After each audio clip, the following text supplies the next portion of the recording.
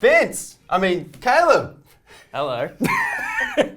Look at this dynamic duo. Yeah. First time we're shooting an episode of Clinical Dose for you guys together. This one's going to be episode 27.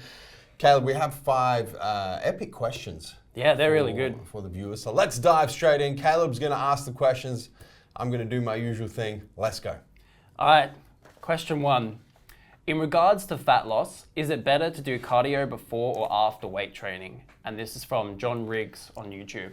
Yeah, I have a very solid opinion on this when it comes to arranging cardio specifically around weights.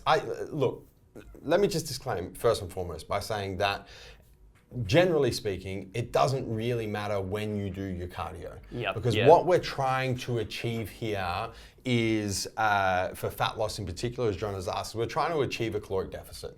So you have to be expending more calories than you're consuming through a combination of using calories, expending calories from cardio and weight training, and reducing caloric input through your diet, right? So if you're using cardio as a tool to get your caloric output up, all that matters is that you do the cardio. But when it comes to balancing cardio around weight training, my mind then flips from creating caloric deficit to maximizing your weight training. And because of that, I always recommend that if you're doing cardio to create a caloric deficit, you should do it after your weight training. Yep. Thoughts? Yeah, I agree as well. I also, though, personally, I find that I actually like to separate my cardio from weight training. And I think that's ideal. I think that's ideal. Yeah, I do the same thing. When I'm, my last prep, so I train first thing in the morning. So my last prep, I was doing my weights training first thing in the morning, and I was doing my cardio just before my last meal at night. Yeah. And you do the same thing when you prep, right? Yeah. So, and I find that that's ideal. But for those of you who can't do that, or you just want to get all of your workout done in the same session, train with weights first so that you're getting the best possible weights workout you can. You're using the energy that you have in the gym, lifting weights, and then do your cardio after you've trained with weights. Yeah. Next question. Thoughts on HMB? And this is from Gavin Larry 22, Instagram Q&A. Gavin.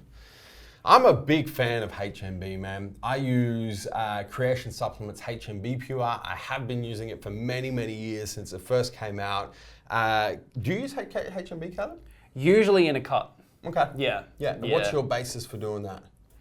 Mainly just to maintain muscle tissue as well as to help recovery when you are like low in calories. Yeah, 100%. And I think for the viewers who perhaps are not familiar with HMB or what it does, HMB is a metabolite of leucine. Leucine is the most anabolic of all the amino acids. So what HMB particularly does quite well is spares muscle tissue from being broken down as a source of energy, a process called or known as proteolysis, especially when you're in caloric deficit. So I agree with you. I think when you're cutting, when you're in caloric deficit, when you're doing a contest prep, when you're on a diet trying to lose some body fat, and you're trying to maintain the gains, that's really when HMB comes into its own right. I personally use it year round because I'm just trying to maximize gains all the fucking time. Yeah, no, that's fair. It does help with protein synthesis as well and everything, and increasing that. Yeah, so absolutely.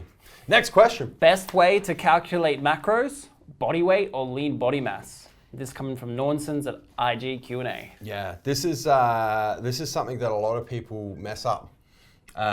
When they come, they hop on. We've got a great, we've got a free nutrition plan on the website, MassiveJoes.com. So I'm going to post a link in the description box down below. If you guys have not already checked that out, definitely go and do it. It's one of the most visited pages on our website. And part of that nutrition plan is you put your details in, and it spits out customized macros. So it tells you how many calories to achieve a particular goal, and then how many grams of protein, how many grams of carbs, how many grams of fat. The problem a lot of people make is when they put their weight in there, they go overall body weight, not lean body mass. The reason why that's a problem is because if you weigh, let's say 100 kilos, right? Yep. And I'm just gonna pick numbers out of the sky just to do some quick maths, right? If you weigh 100 kilos and you're 30% body fat, right? So your lean body mass is 100 minus 30% of 100, so your lean body mass is 70. Let's say another person also weighs 100 kilos, but they're shredded, right? They're 5% body fat. So their lean body mass is 95 kilos. So there's a 25 kilo difference in actual lean body mass. Who do you think should be consuming more calories? To go with lean body mass. The person that's 100 kilos, 5% body fat, they definitely should not be consuming the same calories. But if you're using just overall body weight, you're going to put 100 kilos into that calculator, you're going to get that answer. Yeah. So you definitely need to go on lean body mass. Do you agree? Yeah, I do agree, because in the end, you know, with the more lean body mass that you have, your total daily energy expenditure, which is like your body's resting calories, is going to be higher. It is. 100%. Yeah. And that's most good macro calculators, the one that we have on our website, does that. So it calculates your TDEE, your total daily energy expenditure, which needs to be done on lean body mass. Yep. Yeah. Next question. What is the best pre-workout for high intensity cardio? This from Sandu, IG Q&A. It's an interesting one. Yeah. My thoughts on it is, I prefer a fat burner. Straight up. Like, if you wanted something that's going to help with added recovery and endurance as well, you could go down the route of using core ABCD. Yep. Yeah, with the beta alanine in there and a little bit of caffeine to give you a bit of a kick. But like most of the pre-workouts, either it's just too much caffeine. I don't really like that much of a pump as well when it comes to like a high intensity cardio. Yeah. And that's the thing, right, is if you look at the 5 effects that we look for in complete stimulant-based pre-workouts, you got muscle pump, muscle power, muscular endurance, energy, mental focus, and mood. So immediately when you're doing high-intensity cardio, you don't want muscle pump. No. You don't want muscle power. Muscular endurance, okay. Energy, definitely. Mood and mental focus, probably not. So you're really after just the endurance and the energy. And I tend to agree with you, Caleb. I think, you know, most fat burners, most good thermogenic-based stimulant fat burners are going to help with energy a lot. And then, if you want some endurance, maybe like an ABCD would be good. But definitely your commonplace, complete stimulant-based pre-workouts really just don't fit high-intensity cardio. They're even giving you effects that perhaps you just don't want. I've tried it personally too. I've gone and I've used several different pre-workouts and I'm going, okay, let's see how this goes. And I've just gone back to using a fat burner because it's just better. Exactly. Last question, Caleb. On a caloric deficit, but still having a hard time burning some chest and stomach fat. Any tips? Yeah, look, this is the age-old question of trying to lose body fat. I think all of us have places on our body where we get lean very quickly. 100%, we just don't store body fat. You know, for me particularly, my legs generally stay pretty lean most of the time. But then we have areas that are more quote unquote stubborn, right? So it takes a longer time to get the body fat off the lower back for most guys. The stomach, some guys struggle with the chest as well. What are your thoughts on this, man? Yeah, I tend to agree. Like, I think the question that I would be asking with this in particular is, like, how long have you been in a deficit for, or how long do you consider that you've been in a deficit for? Are you noticing your other areas of your body going down in terms of body fat percentage? If you answered no to the second one, then my advice would be to reassess where you are at with your calories, because there's a chance that you may have hit back into a maintenance stage and you may need to drop your calories or implement some kind of cardio as a form of output. That would be my main focus on it, I reckon. I think the real key to this question is you just haven't been in caloric deficit long enough. And that's really what it comes down to. Those stubborn areas. I mean, what are your stubborn areas? My stubborn areas are definitely lower back, and midsection. And I think that's pretty typical for most guys. Most girls are also going to be their butt, their hamstrings, their glutes.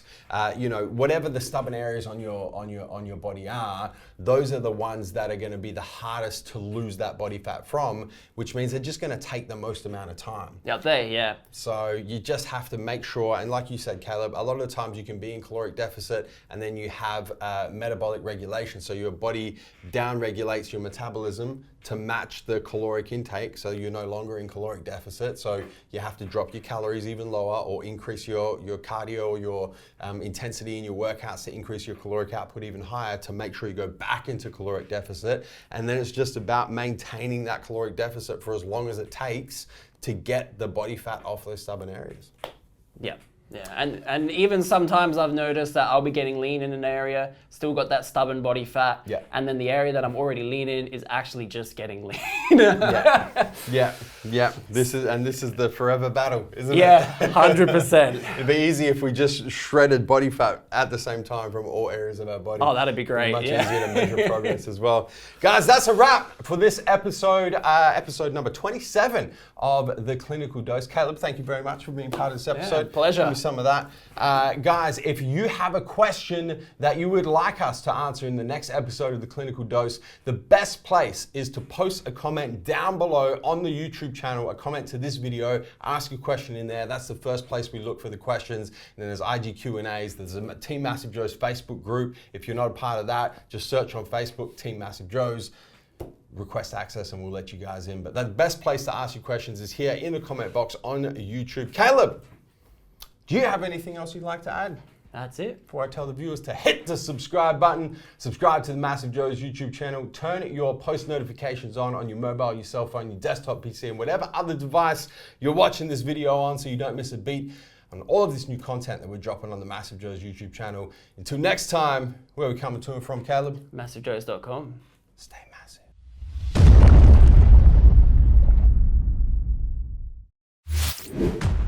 Thank you for tuning into this video. We hope you enjoyed watching. Don't forget to check out our latest upload and our recommended video, and be sure to subscribe to the MassiveJoes YouTube channel to stay up to date with all of our latest uploads.